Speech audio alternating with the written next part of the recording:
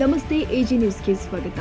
ಬೆಳಗಾವಿ ಜಿಲ್ಲಾ ಪಂಚಾಯಿತಿ ವತಿಯಿಂದ ಬೆಳಗಾವಿ ತಾಲೂಕು ಪಂಚಾಯಿತಿ ವ್ಯಾಪ್ತಿಯ ಎಲ್ಲ ಗ್ರಾಮ ಪಂಚಾಯಿತಿಗಳ ವ್ಯಾಪ್ತಿಯಲ್ಲಿ ಬರುವ ಅನಕ್ಷರಸ್ಥ ಗ್ರಾಮ ಪಂಚಾಯಿತಿ ಸದಸ್ಯರಿಗೆ ಅಕ್ಷರದ ಅರಿವು ಮೂಡಿಸಲು ಆಯ್ದ ಬೋಧಕ ತರಬೇತುದಾರರಿಗೆ ತರಬೇತಿ ಕೊಡಲು ಬೆಳಗಾವಿ ತಾಲೂಕು ಪಂಚಾಯಿತಿ ಕಾರ್ಯನಿರ್ವಾಹಕ ಅಧಿಕಾರಿಗಳ ನೇತೃತ್ವದಲ್ಲಿ ಆಯ್ದ ತರಬೇತುದಾರರು ಆದ ಶ್ರೀ ರಾಜಶೇಖರ್ ನೇಗಿನಹಾಳ ಸುರೇಶ್ ಸಕ್ರೇನವರ್ ನೇತೃತ್ವದಲ್ಲಿ 3 ದಿನಗಳ ತರಬೇತಿಯ ಶಿಬಿರವನ್ನು ಏರ್ಪಡಿಸಲಾಗಿತ್ತು. ಈ ಸಂದರ್ಭದಲ್ಲಿ ತರಬೇತಿ ಪಡೆಯುವ ಬೋಧಕ ವರ್ಗಕ್ಕೆ ರಮೇಶ್ ಹೇಡಿಗೆ ಅವರು ಮಾರ್ಗದರ್ಶನ ನೀಡಿ ಅವರಿಗೆ ತರಬೇತಿಯ ಕಿಟ್ಗಳನ್ನು ವಿತರಣೆ ಮಾಡಿದ್ದಾರೆ. ಒಂದು ರೀತಿ ಮಿಂಚಿನ ಸೃಷ್ಟಿಯಾಗಿದೆ. ವಿಶೇಷವಾಗಿ ಕಾರಣ ಏನಪ್ಪಾ ಅಂದ್ರೆ ಇಲ್ಲಿರ್ತಕ್ಕಂಥ ಕಾರ್ಯನಿರ್ವಾಹಕ ಅಧಿಕಾರಿಗಳಾಗಿರ್ತಕ್ಕಂಥ ಶ್ರೀ ರಮೇಶ್ ಅಡ್ಗೆ ಅವರ ಒಂದು ರೀತಿ ವಿಶೇಷ ಪ್ರಯತ್ನದಿಂದ ಗ್ರಾಮ ಪಂಚಾಯತಿ ಸದಸ್ಯರಾಗಿ ಸಾಕಷ್ಟು ಜನ ಜನಪ್ರತಿನಿಧಿಗಳಿಗೆ ಆಯ್ಕೆ ಆಗ್ತಾರೆ. ಅದರಲ್ಲೇ ಕೆಲವರು ವಿದ್ಯಾರ್ಹತೆ ಹೊಂದಿರ್ತಾರೆ, ಕೆಲವು ವಿದ್ಯಾಭ್ಯಾಸ ಮಾಡಿರಲ್ಲ, ಕೆಲವರು ಅನ್ಎಜುಕೇಟೆಡ್ ಆಗಿರ್ತಾರೆ, ಅನಕ್ಷರರಾಗಿರ್ತಾರೆ. ಇಂತಹ ಸಂದರ್ಭದಲ್ಲಿ ಜಿಲ್ಲಾ ಪಂಚಾಯತಿಯ ಒಂದು ಸಹಯೋಗದಲ್ಲಿ ಸಾಕಷ್ಟು ಆಯ್ದ ಒಂದು ರೀತಿ ಶಿಕ್ಷಕರ ಒಂದು ರೀತಿ ತರಬೇತುದಾರರಾಗಿ ನೇಮಕಗೊಂಡು ವಿಶೇಷವಾಗಿ ಇಲ್ಲಿರ್ತಕ್ಕಂಥ ಮಹಿಳಾ ಸದಸ್ಯರು, ಇವರಲ್ಲಿ ಸಂಜೀವಿನಿ ಸದಸ್ಯರಿದ್ದಾರೆ, NRLM ಇದ್ದಾರೆ, ಲೈಬ್ರರಿಯನ್ ಇದ್ದಾರೆ, ಅತಿ ಶಿಕ್ಷಕರು ಇದ್ದಾರೆ, ಕೆಲವು ಮಹಿಳಾ ಸಂಘರು ಸಹ ಇದ್ದಾರೆ. ಇವರೆಲ್ಲರಿಗೂ ಸಹ ಟ್ರೈನಿಂಗ್ ಕೊಟ್ಟು ಪ್ರತಿ ಗ್ರಾಮ ಪಂಚಾಯತಿಲಿ ಹೋಗಿ ಆಯಾ ಗ್ರಾಮ ಪಂಚಾಯತಿ ಸದಸ್ಯರಿಗೆ ಒಂದ್ ರೀತಿ ಯಾವ ರೀತಿ ಯೋಜನೆಗಳ ಬಗ್ಗೆ ಮತ್ತೆ ಯಾವ ರೀತಿ ಜ್ಞಾನದ ಬಗ್ಗೆ ಪರಿಜ್ಞಾನದ ಬಗ್ಗೆ ಒಂದ್ ರೀತಿ ತರಬೇತಿ ಕೊಡ್ತಾವ್ರೆ. ಈ ಬಗ್ಗೆ ತರಬೇತರಾಗಿರ್ತಕ್ಕಂಥ ಶ್ರೀ ರಾಜಶೇಖರ್ ನೇಗನಾಳ್ ಅವರು ಇದ್ದಾರೆ. ಸರ್ ನಮಸ್ತೆ. ವಿಶೇಷವಾಗಿ ಒಂದ್ ರೀತಿ ಒಳ್ಳೆ ಉಪಯೋಗದ ಒಂದ್ ರೀತಿ ಸಾಕಷ್ಟು ಗ್ರಾಮ ಪಂಚಾಯತಿ ಸದಸ್ಯರನ್ಮೇಲೆ ಒಂದ್ ರೀತಿ ಸಾಕಷ್ಟು ಅನಕ್ಷರಸ್ಥರು ಇದ್ದಾರೆ. ಇಂತಹ ಸಂದರ್ಭದಲ್ಲಿ ಒಂದ್ ರೀತಿ ಪೂರಕ ಆಗಿದೆ. ಅವ್ರಿಗೆ ಏನನ್ಸ್ತದೆ?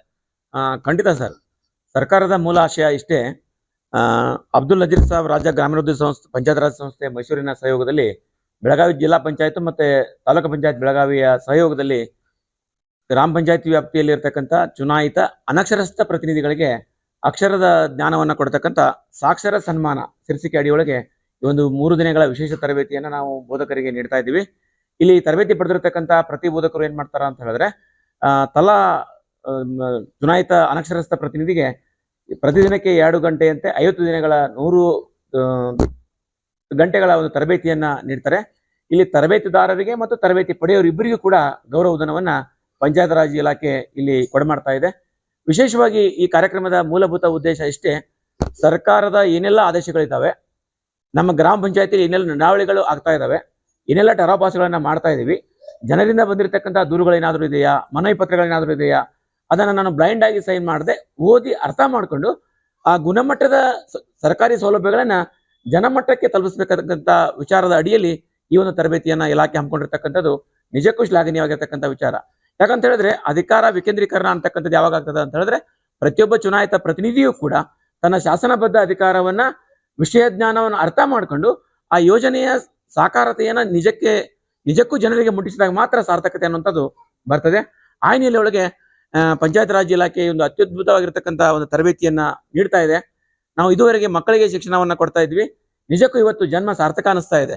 ಯಾಕಂತ ಹೇಳಿದ್ರೆ ನಮ್ಮ ಮಕ್ಕಳ ಮೂಲಕ ನಾವು ಸಮಾಜದ ಅಭಿವೃದ್ಧಿಯನ್ನ, ಸಮಾಜದ ಉನ್ನತಿಯನ್ನ ಏನ್ ಬಯಸ್ತಾ ಇದ್ವಿ, ಈಗ ಆ ಸಮಾಜದ ಮೂಲ ಆಶಯ ತಳಹದಿಯಾಗಿರ್ತಕ್ಕಂಥ ಗ್ರಾಮ ಪಂಚಾಯತ್ ಮಟ್ಟದ ಪ್ರತಿ ಹಳ್ಳಿಯನ್ನು ಕೂಡ ಉದ್ಧರಿಸುವಂತಹ ಆ ಗಾಂಧೀಜಿ ಕನಸೇನಿದೆ, ಆ ಸಾಕ್ಷರತೆಯ ಜ್ಞಾನದ ದೀಪವನ್ನ ಇಲಾಖೆ ಇವತ್ತು ಈ ಮೂಲಕ ಬೆಳಗ್ತಾ ಇದೆ. ಸಾಕಷ್ಟು ತರಬೇತಿ ಕೊಟ್ಟಿದ್ರ. ಇದೊಂದು ರೀತಿ ಎಲ್ಲೊಂದ್ ಕಡೆ ತುಂಬಾ ವಿಶ್ವಾಸಪೂರ್ಣ ಪೂರಕ ತರಬೇತಿ. ಎಲ್ಲಾ ತರಬೇತಿಗಳಲ್ಲೂ ಏನನ್ಸ್ತದೆ ಮೇಡಮ್? ಸರಿ, ಇದು ಗ್ರಾಮ ಪಂಚಾಯತಿ ಅನಕ್ಷರತ ಚುನಾಯಿತ ಪ್ರತಿನಿಧಿಗಳಿಗೆ ಇದೊಂದು ಒಳ್ಳೆಯ ಅವಕಾಶವಿದ್ದಂತೆ. ಯಾಕಂದ್ರೆ ನಾವು ಸಾಕ್ಷರ ಭಾರತದಡಿಯಲ್ಲಿ ರಾತ್ರಿ ಶಾಲೆ ಅಂತ ಕಲಿಸ್ತಿದ್ದು, ಎಲ್ಲ ವ್ಯವಸ್ಥೆ ಮಾಡ್ತಿದ್ದು.